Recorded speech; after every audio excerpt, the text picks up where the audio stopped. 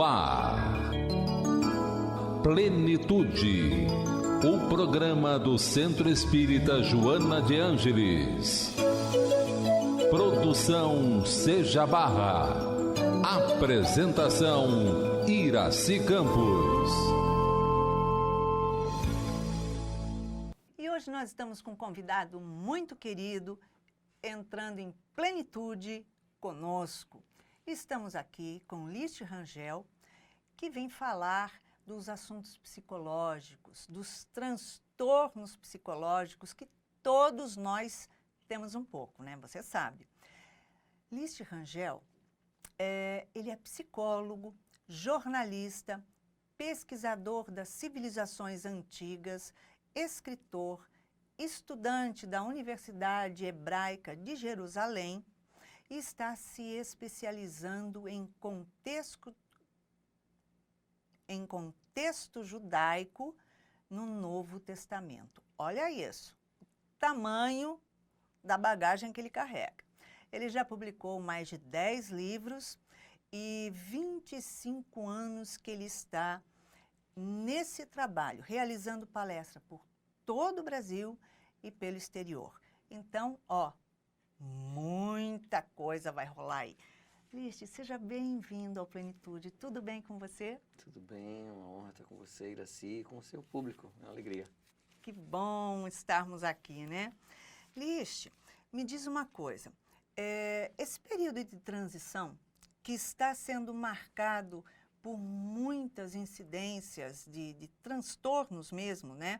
E cada vez maior, que você vê que as pessoas estão em conflitos emocionais, conflitos psicológicos profundos e os jovens, na verdade, não escapam dessas estatísticas, né?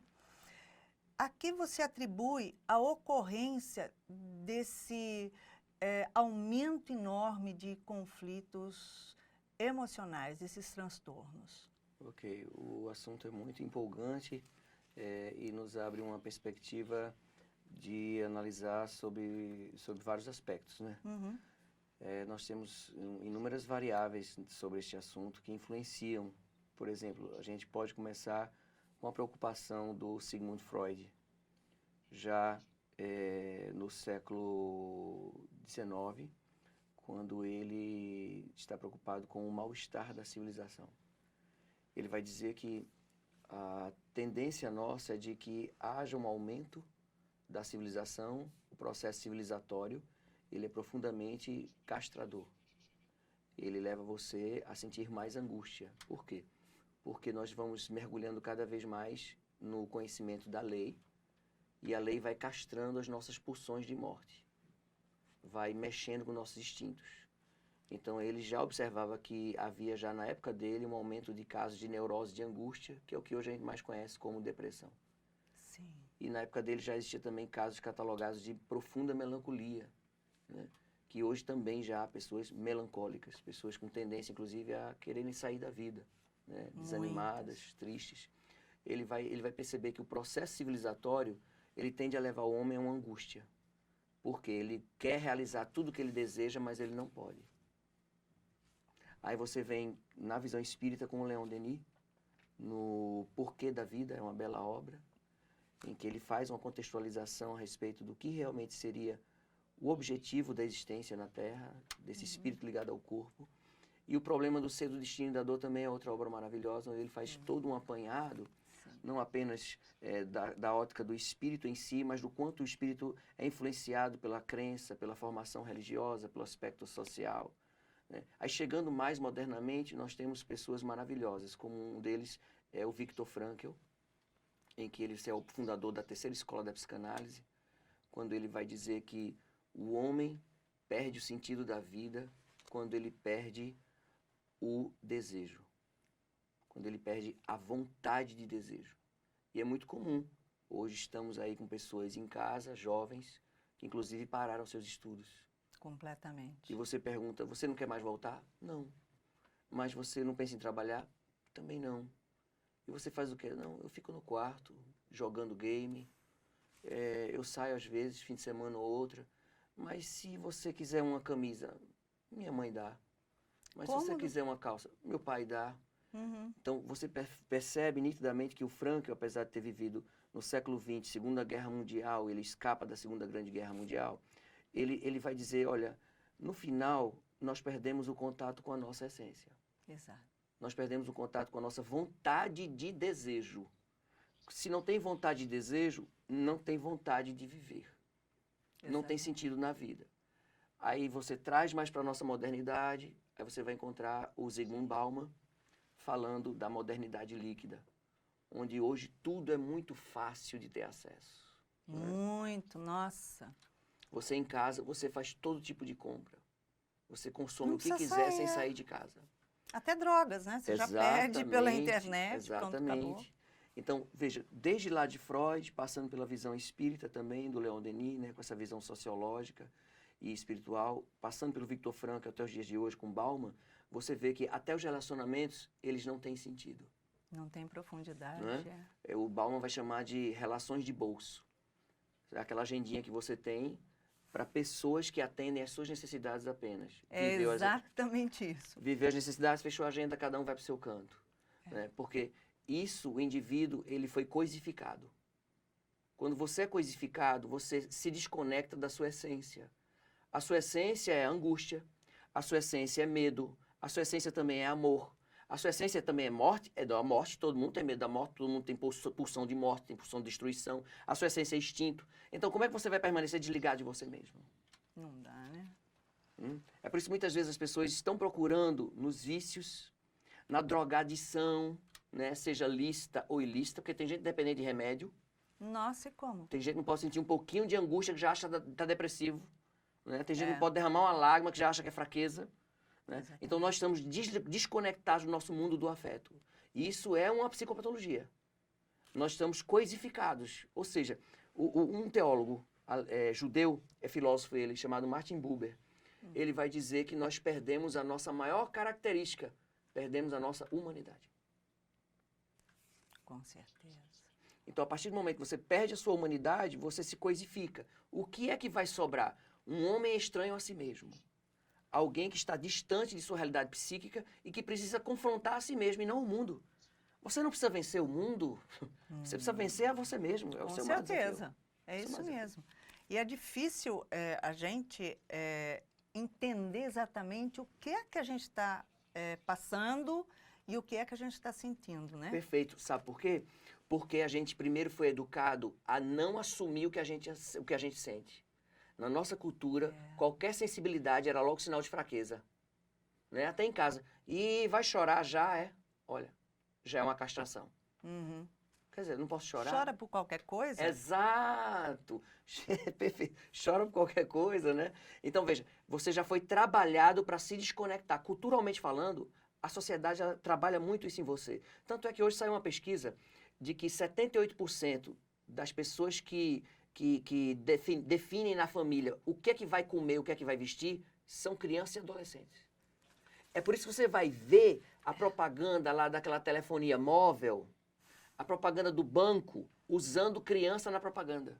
Porque quem está determinando o que a família consome hoje em casa é a criança entre 8 e 12 anos de idade. 78%. Isso é absurdo, né? Olha o poder onde você está deixando. Um cartão de crédito na mão de uma criança, para ela decidir o que todo mundo vai comer.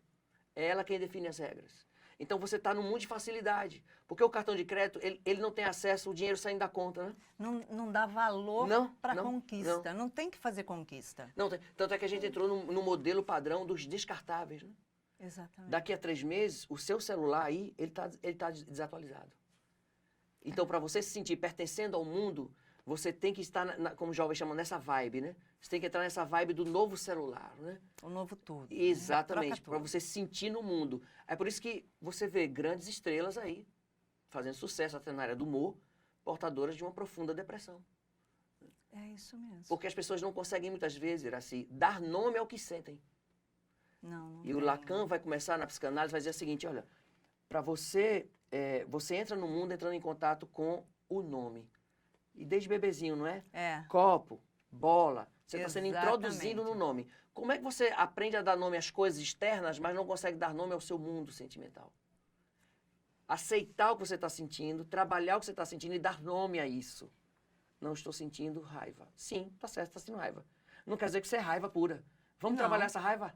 É. Porque essa raiva vai te adoecer se você não trabalhar Não está ela. dizendo que você é a raiva, né? Exatamente. É terrível. Todos nós atravessamos fases difíceis na vida, como também fases de grandes euforias, né? As coisas que acontecem. Como diferenciar quando o quadro é normal ou patológico? Porque muitas vezes a pessoa está contente somente, ou ela está muito eufórica ou muito triste. Dá um exemplo para que o nosso espectador entenda. Ótimo, muito boa a pergunta. Legal, legal. Dentro dessa perspectiva, a gente precisa ter muito cuidado. Outro dia eu estava vendo um psicólogo falando na Globo, em que se uma pessoa está quieta e triste, ela está com depressão. Opa, Não pode ficar sozinho com ela mesma? perfeito. Opa, que é isso? Ao vivo, o país todo, ouvi isso. Peraí, calma, não é por aí o caminho. Isso aí, a gente tem uma praticidade em diagnosticar os outros, porque quando você diagnostica, você enquadra. Uhum. Você enquadrou o sujeito, ele está rotulado, ele está estigmatizado. Quantas pessoas chegam no meu consultório, a primeira entrevista é assim, é que eu sou bipolar, viu? Sim, e daí? E quem foi que te falou isso? Pois é. Você gosta disso? Exatamente. Aceitou? Virou comprou? cartão de visita. Então, a pessoa começa a ter ganhos com esse diagnóstico, e aí vem a psicanálise e vem dizer o seguinte, olha, você tem ganhos primários e você tem ganhos secundários. Eu costumo dizer numa palestra sempre, às vezes eu toco nesse assunto, sobre esse tema, porque já reparou que em todo velório tem sempre um doentinho que está frequente? Ah, tem. E como tem? Porque um conta, o outro também tem que contar que teve, que deixou de ter. Eu tenho uma tia que ela vai a vários velórios. E eu fico assim, rapaz, fulano com tanta saúde já foi, a danada ainda está ali. Ela vive se vitimizando de tudo. E não pega o trem. Não pega mesmo. Então, veja, essas pessoas, elas têm ganhos emocionais. Eu me lembro de uma passagem que uma psicóloga chamada Hannah Wolff, ela é alemã, em que ela escreveu um livro chamado Jesus Psicoterapeuta, onde ela vai dizer assim, lembra daquele homem paralítico lá no poço? E o homem fica clamando para Jesus ir curá-lo, mas e Jesus pergunta a ele assim, tu queres que eu te cure? Aí, em vez de ele dizer, sim, eu quero, ele começa a dizer, ah, Senhor, todos os dias os anjos descem, tocam aqui na água, toda vez que eu vou lá me banhar, cai um dente na minha frente. Como é que o cara tá de sei quantos anos ali e não consegue cair na frente de nenhum doente? Fala sério, né? Eu já ficava na beirada assim, falava, tá chegando, já caía lá. Então, veja, porque ele tá tendo ganhos. Ele já virou um mendigo profissional. A Hannah Wolff fala sobre isso. Ele já está tendo ganhos psicanalíticos com aquilo ali. Ele está tendo ganhos de ser visto, está tendo ganho na sociedade. Então, no nosso núcleo familiar, nós teremos momentos de tristeza, porque a tristeza é o momento mais precioso para você ser levado a uma reflexão. Na alegria, você não reflete sobre nada. De jeito nenhum. Serotonina lá em cima, adrenalina lá em cima, você refletiu o quê? Que é bom fazer o bem? Que conversa. Você vai afluir em prazer.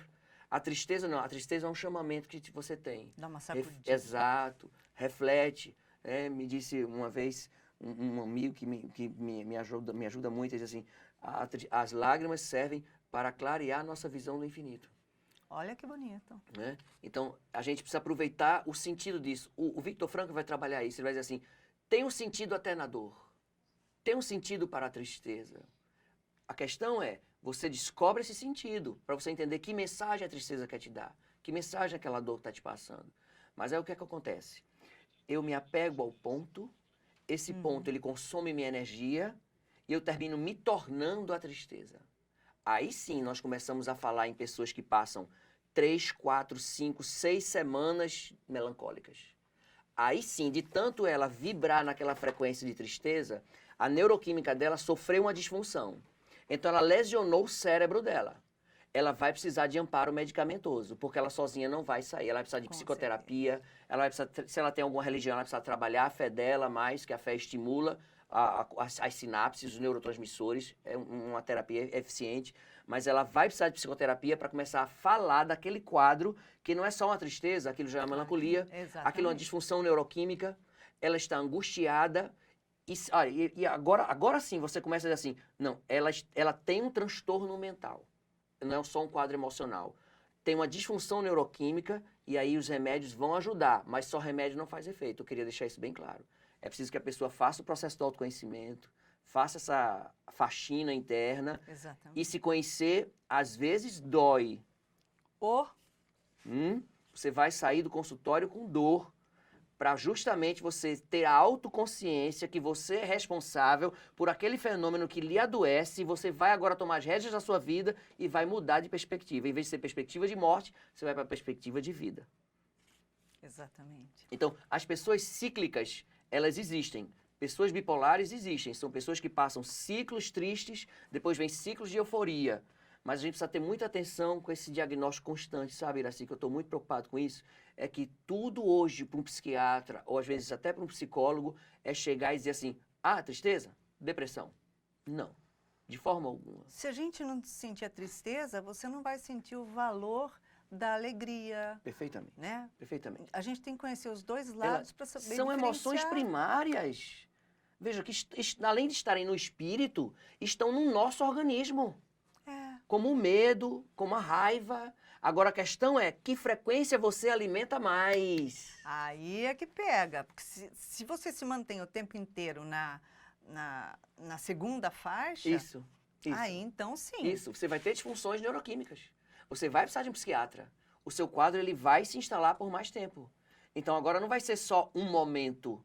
Você cativou aquele momento, criou uma sintonia, agora você tem uma afinidade com ele. Tanto é que você passa a respirar a melancolia. Sim. O céu acorda, por mais belo que esteja amanhã, o céu para você vai acordar todo dia cinzento. Porque agora o seu cérebro ele está lesionado. É uma lesão, é incrível. É uma disfunção neuroquímica. Tanto é que os pacientes, quando começam a se tratar, é interessante isso, Iraci.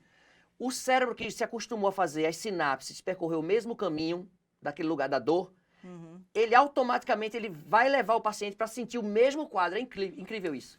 Ele está tomando medicamento para depressão, ele está tomando medicamento para ansiedade, ele está em terapia, ele diz assim, hoje eu tive um mal-estar que eu não sei explicar. Eu estou bem, mas veio um mal-estar. É químico.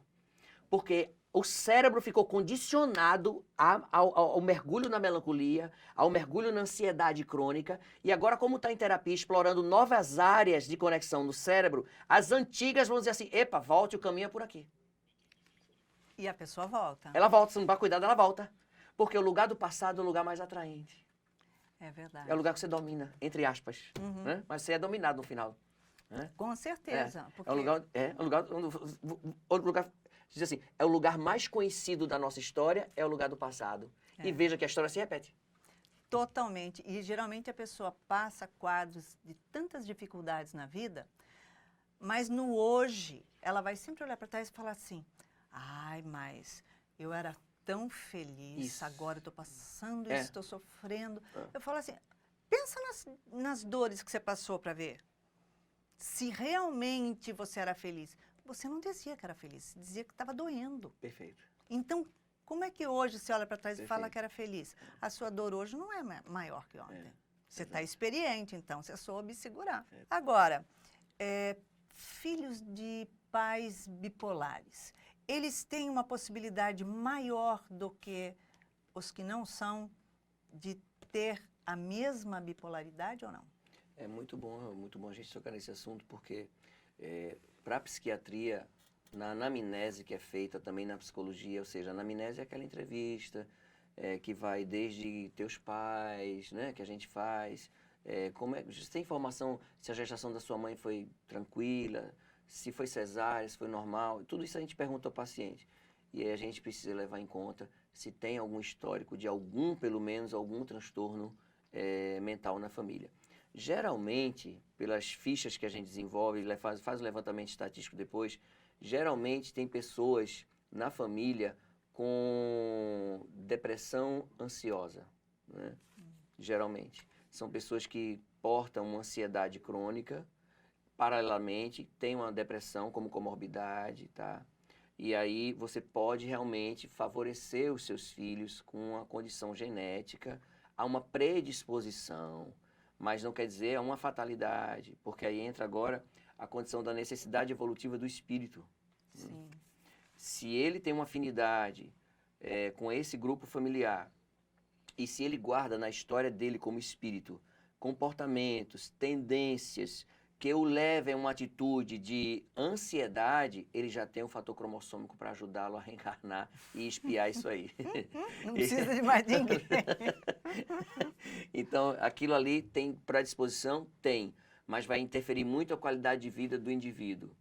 Então, você vê, por exemplo, uma família com 4 pessoas, 3 escaparam, mas um não escapou.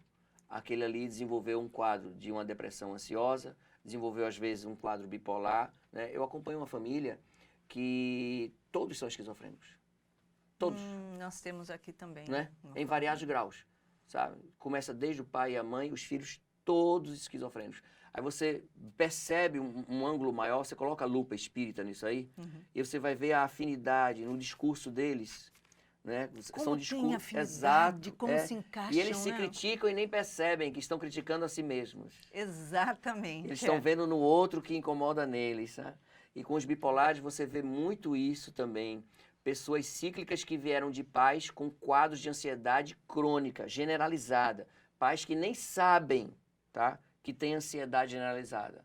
São chamados só pela sociedade de pessoas impulsivas. Ah, ele é assim, meu marido é muito inquieto e impulsivo.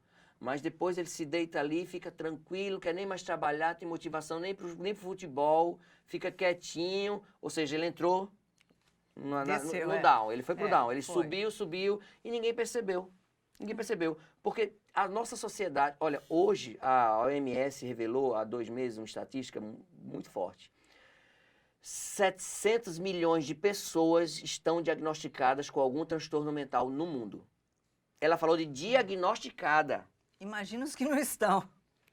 700 milhões estão diagnosticados e sendo acompanhados. Né? Hoje o Brasil já é o 2º maior consumidor de remédios para a depressão. Nossa Senhora. Né? Então você vê o vazio existencial que não está relacionado a dinheiro. De jeito nenhum. Não está relacionado à questão dos valores do indivíduo, daquilo que ele vem priorizando como felicidade na vida dele, daquilo que ele foi escolhendo, né, como companhia nessa viagem. O que é que agrada, porque, vejamos, nem tudo que dá prazer é saudável. De jeito nenhum, está bem longe disso. Então, às vezes, você tem algumas escolhas que são prazerosas, mas que vão lhe trazer um mal-estar. Inclusive, o Dalai Lama ele fala sobre isso. Ele tem um pensamento que eu acho ótimo. Ele diz assim, se você comeu, enjoou, passou mal, por que vai comer de novo? A gente fala, porque já passou. E não marcou tanto que eu vou fazer outra vez. Para lembrar um pouquinho. Aí, na psicanálise é basicamente isso. Você tem angústia? Tem. Mas você ainda encontra prazer naquele lugar que você se coloca da dor. É por isso que vem o coitadismo, vem a vitimização. Ele tá vendo que tá dando tudo errado, ele tá sofrendo, mas ele tá lá, como você falou. Ele tá dizendo, mas antes eu era mais feliz. Mais feliz como? Você progrediu muito mais, mas você tá mais feliz? Você quer ser seduzido para o lugar do passado que não existe mais. Hã? Não existe, não tem. Não tem como voltar. Não tem. Acabou. E a gente tem esse hábito de querer procurar o passado. Então, Muito. quando a gente não tem um passado que seja tão maravilhoso que você quer, a vida passada. Muito. Mas você nem sabe da sua vida passada, né? Os fatores como estresse, poucas horas de sono, pressão, que a gente está recebendo de todo tipo, inclusive na mídia, né? Contato excessivo com essa rede social, porque a gente também não desgruda dela. Causa algum tipo de transtorno mais pontual na pessoa que está envolvido com isso, que não desconecta, porque teve um aumento muito grande, né? Sim. Hoje a psiquiatria já tem que lidar com as doenças tecnológicas. São as síndromes, né? O indivíduo ele tem um conjunto de sintomas que oscilam, por exemplo, entre isolamento social, vulnerabilidade do humor, ele oscila de humor rapidamente, ele fica facilmente irritado e intolerante. Você quer ter uma prova disso na sua casa? Vê se você fica quanto tempo sem olhar o WhatsApp. E você, quando manda uma mensagem para alguém, você se irrita porque a pessoa não visualizou. você começa a ficar intolerante. Você começa a desenvolver as chamadas doenças tecnológicas. Nossa, eu acho que adoeço um monte de gente, porque eu demoro. O pessoal às vezes me liga e fala assim, dá para você olhar que eu te mandei uma mensagem? É, porque você começa a entrar nesse ritmo acelerado de ter que responder, né? É. Ainda mais quando vem que você está online, aí você tem que responder e você... Não, todo mundo é. fica... Então isso aumenta as disfunções neuroquímicas. Você entra num ritmo que a neurologia chama ritmo beta. São o ritmo das pulsações cerebrais, é o ritmo do estresse. Quando você faz um eletroencefalograma, você vai ver lá feito um sismógrafo, aquele tudo riscado assim. Aí tem lá embaixo, pulsação cerebral, ritmo beta. Esse é o ritmo do estresse. Esse ritmo do estresse tem mania de perfeição, perfeccionismo, tem autocobrança, além da cobrança que você citou, cobrança de fatores externos, cobrança social, pressão de todos os lados, para que você hoje produza em número e não em qualidade. Já notou isso, né? É exatamente isso. Você produz em quantidade, está preocupado com qualidade mais. Cobrança familiar, né? Que está ali, geralmente você em família, você carrega muitas sombras de seus familiares e não percebe. Isso é a coisa mais difícil você se libertar dessas Perfeito. sombras familiares, Perfeito. de núcleos, né? Você me fez lembrar agora um caso que a gente acompanhou há algum tempo atrás. Eu tive que chamar a mãe, ela estava interferindo demais na vida do filho. Ele me autorizou, eu precisei chamá-la. Aí, no final, mas é que ele precisa disso, ele precisa daquilo outro. Aí eu disse, ele precisa ou a senhora precisa? É por aí, né? Não, mas é que eu acho que a terapia está deixando ele pensar muito por si só. Não é objetivo? Aí eu disse, pois foi para isso que a senhora trouxe ele aqui. A senhora, sem perceber, nem a senhora aguenta mais adoecê-lo e nem ele aguenta mais adoecer a senhora. Porque vocês estão vivendo uma simbiose. É horrível. O objetivo da terapia é isso aqui agora. É isso que vai acontecer entre você e seu filho. Agora eu quero ver se é amor. Agora eu quero ver amar o outro como o outro é. Pelas escolhas do outro. Aí sim, é pro bem dele? É pro bem dele. Eu estou evocando o seu amor de mãe. É pro bem do seu filho. Tá bom. Eu vou procurar ajuda então, porque sozinho eu não vou conseguir. Tá, e fica mais fácil empurrar o outro para ajuda do que você falar, pô, mas Exato. eu preciso. Você tocou no ponto culminante. Os pais precisam se ajudar. Porque um filho com disfunções, com distúrbios psicológicos, com transtornos mentais, é um sintoma de uma família que está doente. Exatamente isso, né? Quando alguém, por exemplo, fica em depressão dentro da família, a família inteira adoeceu. Quer dizer, tem que parar e olhar esse núcleo para ver o que tem que mudar. Perfeito. Por isso que estão usando a palavra sistêmica. Desde a década de 50 do século passado, é família sistêmica. Funciona como um organismo. É feito o nosso corpo. Temos órgãos que são independentes, mas eles estão interligados. Total, né? E a família é assim também. Então, um filho com problema precisa examinar o funcionamento dessa família. Sabe por quê, Iraci? A coisa mais difícil, eu dei um exemplo aqui do caminho que o cérebro percorre, do funcionamento. A coisa mais complicada é você tentar entender o funcionamento daquela família.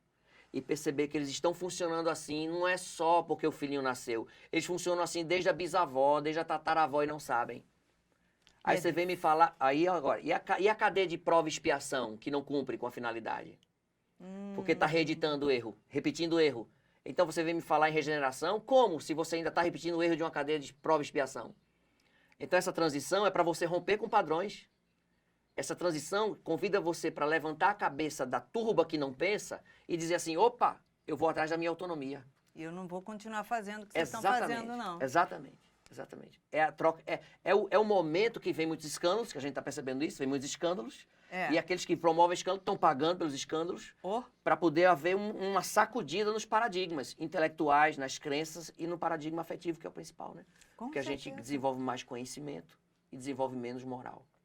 Moral fica desse tamanho. É um desnivelamento impressionante. Né? Porque você vê as coisas que estão acontecendo em todos os lugares, falando politicamente, né? Está havendo uma limpeza, só que os que estão ficando, eles olham e querem manter a corrupção, É o ciclo. querem manter aquilo. É o ciclo. Então, quer dizer, Você não tem medo, você não está vendo que as coisas estão mudando? Não enxerga. A condição mental desses indivíduos é impressionante. Eles acreditam que aquilo é o certo. Eu já ouvi isso. Ele já legalizou na cabeça dele que aquilo é normal.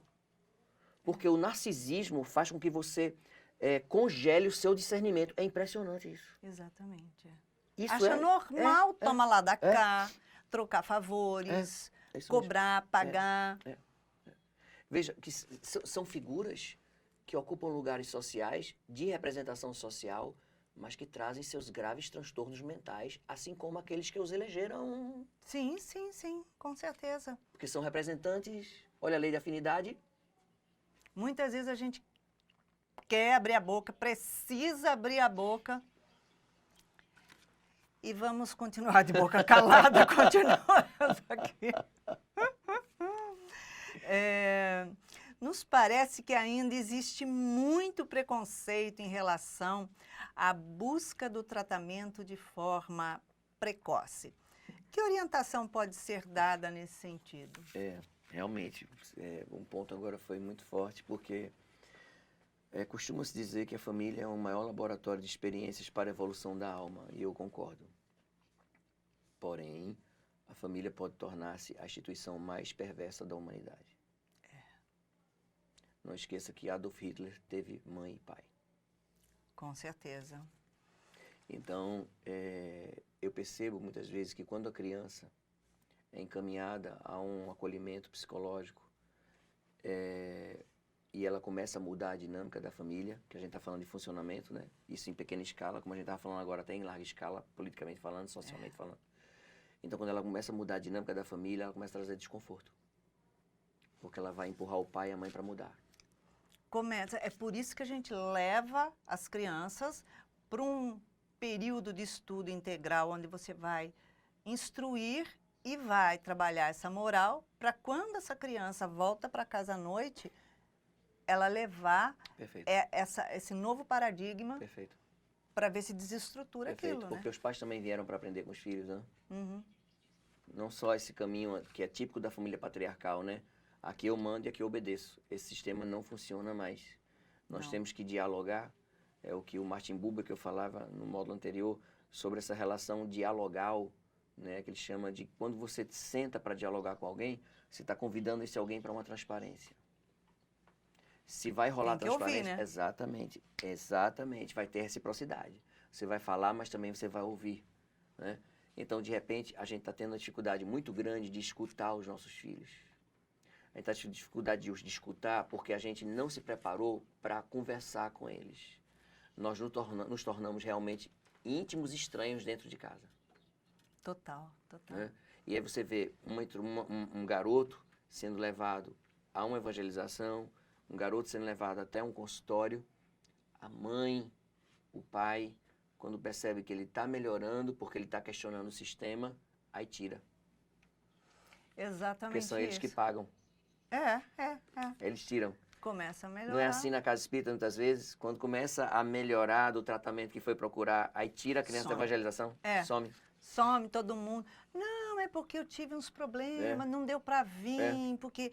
Não, mas fulano estava tão bem, a gente vai ter que voltar agora. É porque aí dá vontade de dar uma surra, com todo amor, dá uma surra. Fraternidade, né? É porque estava mudando o sistema. Eles iam perder o poder. Eles iam perder o controle. Agora, veja, voltamos àquele lugar. É um lugar de queixa, que chegaram se queixando, na clínica ou na instituição. Chegaram com muita angústia, com muito sofrimento, mas é aí que o Lacan vai dizer, lugar de problema e de solução é o mesmo lugar. Problema e solução estão no mesmo lugar. Com certeza, não adianta correr fora, né? Agora, a gente percebe que tem aumentado muito o quadro de depressão com idosos, porque antes não se tinha nome, mas se tinha. Agora, você vê que está aumentando e que idosos buscam suicídio. Verdade, O que está acontecendo? Porque no mundo da pós-modernidade, a gente chamou recentemente de modernidade líquida, o descartável, ele é mais recorrente, né? daqui a pouco já as relações elas já se quebram rapidamente. E o idoso, ele não tem o lugar dele em países como o nosso ainda, entendeu? É verdade. Porque na psicologia do idoso é o seguinte, ele precisa ser levado em conta pela vivência que ele teve. Então ele vai se aproximar dos filhos e dos netos, muitas vezes, ele vai querer falar do passado. E o passado dele é totalmente diferente do passado da geração atual. Com certeza. Uhum. Então isso cria uma distância grande, muitas vezes, entre a figura dos avós e dos netos, né? Aí você já começa a se sentir isolado porque não é tão acolhido assim entre os filhos. Aí você já começa a ter seus próprios amigos. Mas seus amigos, às vezes, não têm os mesmos valores que você. Você já começa a ficar muito tempo dentro de casa, tá? Você vai evitando movimentação física. Quando você fica muito tempo ocioso, você dá um impacto, porque a vida é movimento. Sim. Se você começa a parar muito tempo em casa, você está sendo invadido. Eu faço sempre aquela comparação com um bebezinho na intimidade do útero. Ele está ali, mergulhado no líquido amniótico, só se alimentando. Tá tranquilo, Tá tranquilão, né? Maravilhoso. Ali é pura pulsão de morte. Ele não faz nada. Não faz nada. Não faz nada. Aí muitas vezes nós chegamos a essa fase de sedentarismo, de isolamento social, e ali mesmo naquele lugar a gente vai ficando e começa a vir uma baixa na autoestima.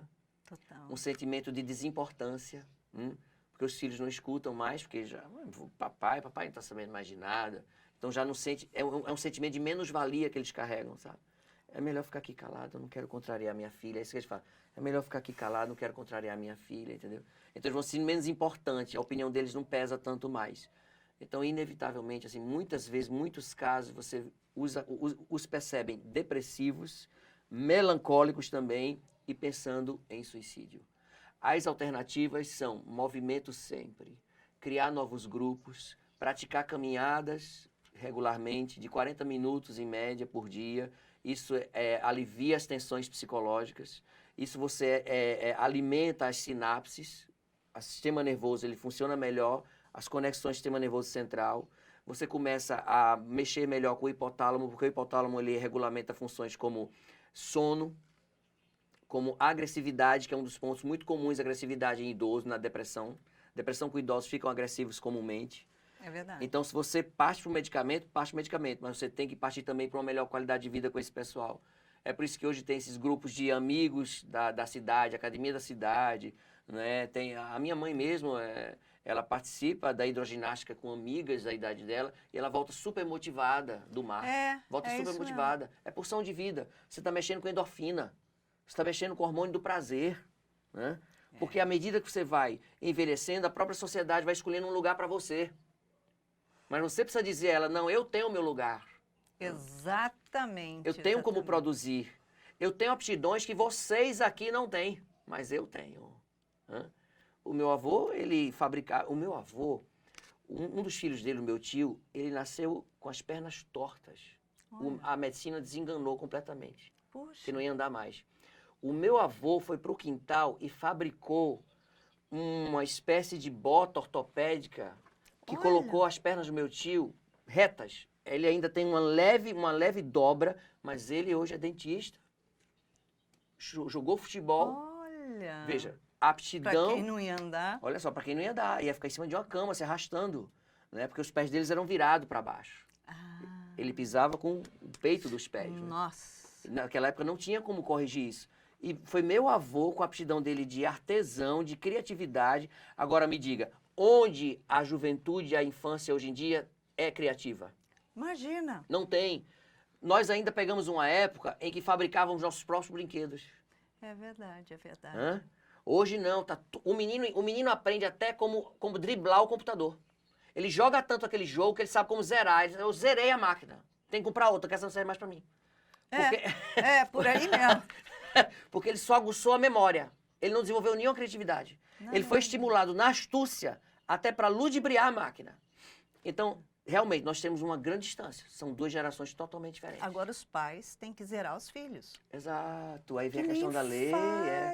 Zera, deixa o computador de lado. Vamos a outras alternativas. Vai ter criatividade, fazer carrinho, Vamos ter outras alternativas. Temos que ter outras alternativas para nossos filhos. Porque sabe por quê? Porque os pais também, quando querem tirar o garoto de casa, levam pro shopping. Foi que você deu diferente. Condiciona de outra forma. Exato. Lá também tem PlayStation. Lá também tem jogos eletrônicos. Então, por que não criar outras alternativas que entrem em contato com a natureza, que estimule ele a falta, tá? Porque a falta é estruturante na nossa vida. Nós nos tornamos homens e mulheres de bem, não foi porque tivemos de tudo, foi porque experimentamos a falta de alguma forma. Exatamente, né? Não é porque fala assim, mas ele vai ficar sem. Eu falo, vai, qual o problema? Exato, perfeito. Essa é a angústia dos pais, é incrível, eu vejo isso também. Essa é uma sombra deles, que eles não têm bem resolvido com a infância deles. Aí eles dizem isso, eu não quero que ele passe pelo que eu passei. Como não? Não precisa passar como você passou, não vai passar o que você passou, porque ele é ele, encara de outra visão. Perfeito. Aí ele está jogando o quê? A sombra dela, a sombra dele em cima do filho. Já não basta o filho ter a própria sombra, vai carregar a sombra da mãe, a sombra do pai. É muito peso. Exatamente. Aí você vê garotos aí depressivos, bulímicos, né?